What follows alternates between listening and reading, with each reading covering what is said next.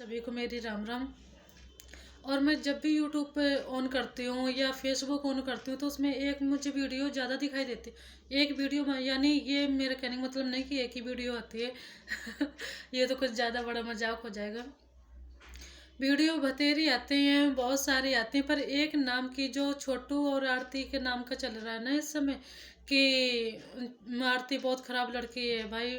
मैंने जब पूरी वीडियो पूरी डिटेल निकाली ना उसकी, मुझे उसकी कहीं से कमी नहीं समझ में आ रही कि लड़की की कमी है। देखो, कभी लड़का गलत हो जाता है, कभी लड़की गलत हो जाती है, कभी वो दोनों सही होते हैं, पर जो हमारे आजू बाजू रहने वाले लोग होते हैं ना, वो गलत बन जाते हैं। कहते हैं सब सही जा रहा होता है ना, तो तीसरा कोई ना कोई आके अपना टांग अड़ाता जरूर है। कोई एक दूसरे को खुद से नहीं देख सकता है। कहते हैं, मैंने बहुत सारी चीज़ें देखी, लोग अपने दुख से दुखी नहीं है, दूसरे के सुख से ज़्यादा दुखी हैं। तो फिर भी दूसरे के बीच में घुसते ज़रूर हैं। जबकि जानते हैं कि मेरे घुसने से इनको दिक्कत हो सकती, तकलीफ हो सकती है, मगर अपने घर की न्यूज़ नहीं लेंगे, दूसरे घर में ज़रूर झांकेंगे जाके। चलो कोई बात नहीं।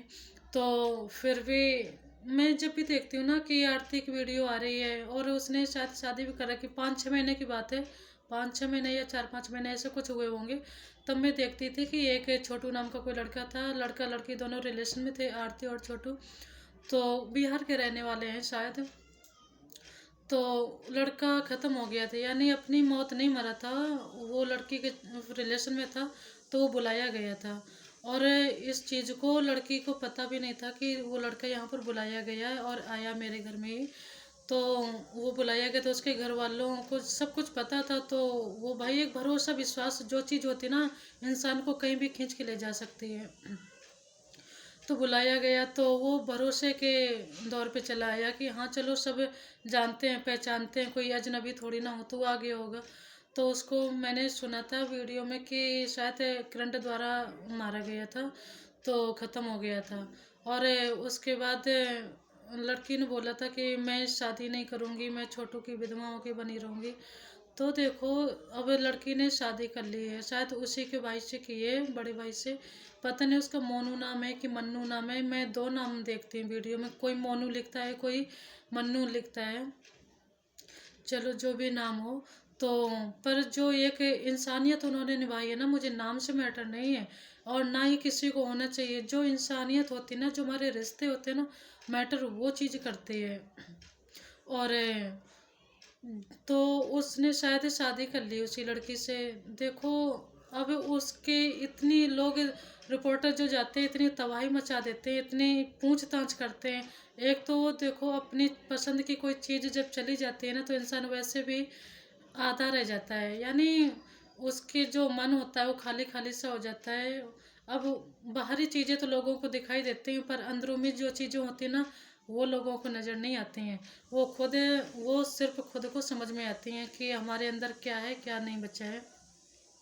एक तो वो पहले से ही इतनी दुखी आत्मा है, और लोग आके ऊपर से जलील करते हैं, आके इतना इंटरव्यू में इतने ज़्यादा ऐसे ऐसे सवाल पूछते हैं कि नहीं पूछने चाहिए। और मेरे हिसाब से तो अच्छा हुआ भाई जो शादी कर ली। देखो, घर बसाना, गृहस्थी बसाना बहुत ज़्यादा ज़रूरी होता है, बल्कि ऐसे हालत में तो और भी ज़्यादा ज़रूरी। जबकि वो अपना घर छोड़ के लड़के के घर में रहने लग गई थी आके। अब नहीं शादी करती तो लड़के के घर वाले भाई अपनी जब बहू बन जाती है तब तो वो स्वीकार कर लेंगे। अगर नहीं, अगर ऐसे कोई लड़की जाके रहने लग जाएगी तो फिर तो कोई स्वीकार, कोई भी घर का, कोई भी किसी गांव का, शहर का कोई भी इंसान हो, किसी के घर में ऐसे अजनबी लड़की आके रहने लग जाए तो कोई स्वीकारेगा नहीं उसे। सभी भाई कुछ दिन का इंसानियत के रिश्ते रख सकते, जैसे रिश्तेदार आ जाते हैं, कुछ दिन अपने रहे और चले जाते हैं, ऐसे ही कुछ दिन तो उसका गुजारा हो सकता था। पर उसने जो शादी कर ली ना, और सबसे अच्छी बात मुझे ये लगी कि लड़के के जो परिवार वाले थे ना, वो बहुत अच्छे निकले। उन्होंने बल्कि केस ना करके, उनका तो लड़का गया है, उनको खुद ही इतना गेम खेल देना चाहिए था कि पूरा घर परिवार बन जाता उनका। ये सब ना करके उन्होंने लड़की का सपोर्ट दिया, लड़की का साथ दिया, जबकि लड़की की वजह से ही लड़का गया, ना रिलेशन में होता और ना ही शायद वो जाता, आज जिंदा होता। देखो, बेशक ज़िंदगी किसी की इतने दिन की क्यों ना हो, पर हमारे मन में ये लगा रहता है शायद इसकी वजह से ये दुर्घटना घट गई। और तो हम उसी चीज़ को ठहराते रहते हैं। पर फिर भी उन्होंने एक इंसानियत के नाते, एक जिंदा दिल के नाते उन्होंने अपना रिश्ता निभाया, अपने बड़े बेटे के साथ में उनकी शादी करा दी और अच्छा सा रिश्ता निभाया। अगर जो पूछने जाते हैं, मैं उनसे कहना चाहूँगी, जो पूछने जाते हैं, जो इतने सारे बातें क्वेश्चन पूछते हैं उनसे, तो एक बार उसके अंदर की आत्मा में झांक के तो देखो, वो चीज़ दूसरे से पूछने के पहले वो चीज़ अपने ऊपर रख के देखो ना, तो सारे क्वेश्चन का आंसर मिल जाता है तुरंत। और अगर दूसरे के हिसाब से पूछते रहोगे ना, तो फिर ज़िंदगी कम पड़ जाएगी शायद ये डिटेल निकालने में कि इसने शादी क्यों की। इसने जब वो अंतिम आत्मा, जब अंतिम यानी टाइम जा रहा था, उसकी छोटू की जो मिट्टी थी वो जा रही थी, तब लड़की के मुंह से निकल गया था। देखो, जब हमारे ऊपर कुछ दुख होता है, तकलीफ होती है, तो हमें समझ में नहीं आता हमें क्या बोलना है क्या नहीं बोलना है।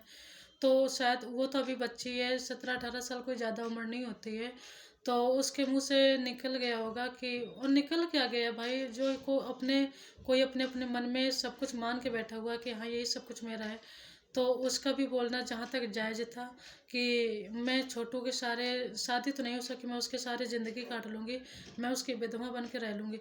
पर उसके मुंह से तो निकल गए, लोगों ने वो बात पकड़ ली, उसकी ज़िंदगी पे क्या बीतेगी लोगों को वो दिखाई नहीं देता, जो कि खुलेआम दिखाई दे रहा है कि एक लड़की ऐसे कब तक रहेगी। लड़के तो हैं चलो कमा खा लेते हैं, पर गांव से शहर में तो फिर भी कमा खा लेती हैं लड़कियां, गांव में तो मुझे नहीं लगता है कि कुछ हो सकता है, कोई रास्ता निकल सकती कमाने खाने का जरिया, तो किसी न किसी का सहारा लेना पड़ता है। और रही बात, देखो, अगर इस बात को पकड़ के सब पूछते हैं ना कि तुमने उसके मरने के बाद ये शब्द बोले थे, तो विधवा वो औरत होती है जिसकी शादी हो चुकी होती है, जिसके फेरे पड़ते हैं। विधवा कोई एक शादी के पहले लड़की विधवा नहीं हो सकती है। और उसके बातों को जो पकड़ के बैठे ना, मुझे ये चीज़ बहुत ख़राब लगती है।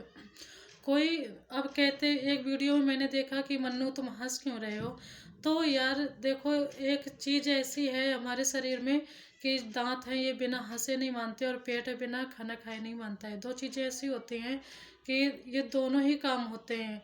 दांत हैं बिना हंसे नहीं मानते, पेट बिना खाए नहीं मानता है।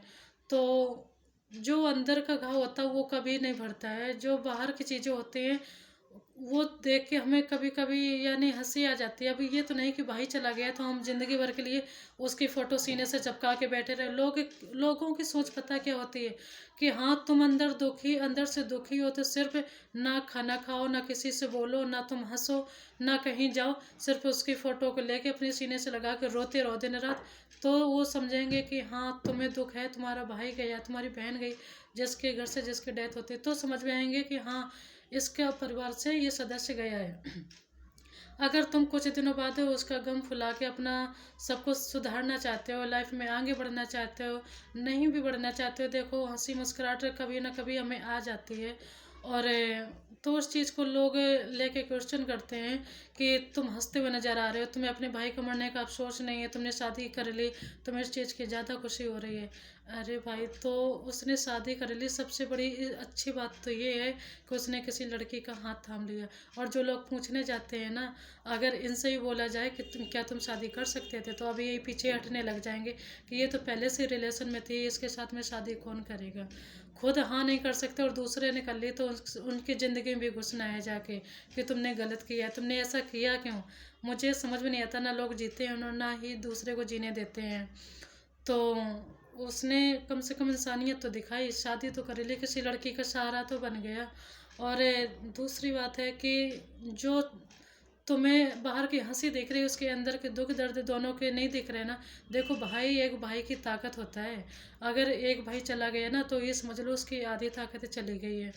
और लड़की का तो चलो फिर से अपना जीवन यापन होने लग गया, एक उसको सहारा मिल गया। जो अंदर का घाव है ना, वो तो नहीं भर सकता है जल्दी से, यानी भरते भरते वो चीज़ें धीरे धीरे भूलती हमारी लाइफ में, एकदम से घाव नहीं भर जाता है।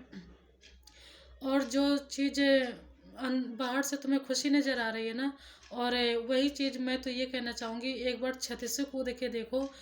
बेशक तुम बाहर से ना फूटो फटो, मगर अंदर जो चोट लगेगी ना, वो ज़िंदगी भर घाव देती, वो ज़िंदगी भर दर्द देती है, जो अंदर के घाव होते हैं।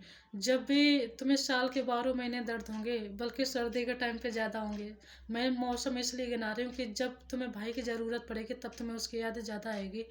तो तब ऐसा लगेगा, हाँ शायद मेरा भाई जिंदा होता तो आज मेरी ताकत बना होता, आज मुझे सहारा देता।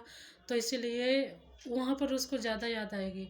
तो इसलिए मैं ये बताना चाहती हूँ कि जब भी तुम्हें दर्द होगा ना, जब सर्दी का टाइम आता है तब घाव ज़्यादा दर्द होते हैं। ऐसे तुम्हें जब किसी की ज़रूरत पड़ती है तभी हमें याद ज़्यादा आती है। तो जो अंदर के घाव होते हैं देखो कभी भरते नहीं, बाहर की मुस्कुराहट पे मत जाया करो। ये नहीं कि बाहर से हंसने वाला इंसान हमेशा खुश रहता है और अंदर से भी खुश है। कुछ लोग होते हैं गम को छुपाने के लिए मुस्कुराते रहते हैं, क्योंकि उनको पता है चाहे हंस के जीऊँ या रो के जीऊँ, सहारा तो कोई देने वाला नहीं है। और किसी पे ऐसे बेवजह उंगली मत उठाया करो। कोई अपनी लाइफ में खुश है तो उसको रहने दो, अगर नहीं है तो उसको ज़्यादा से ज़्यादा खुश रहने की कोशिश करो। और अगर कोई है तो उसको दुख मत पहुंचाओ। और दूसरे को बोलने से पहले ना वो चीज़ें खुद अपने अंदर रख के देखा करो, सारे सोल्यूशन निकल आते हैं, सारे आंसर तुम्हें मिल जाएंगे।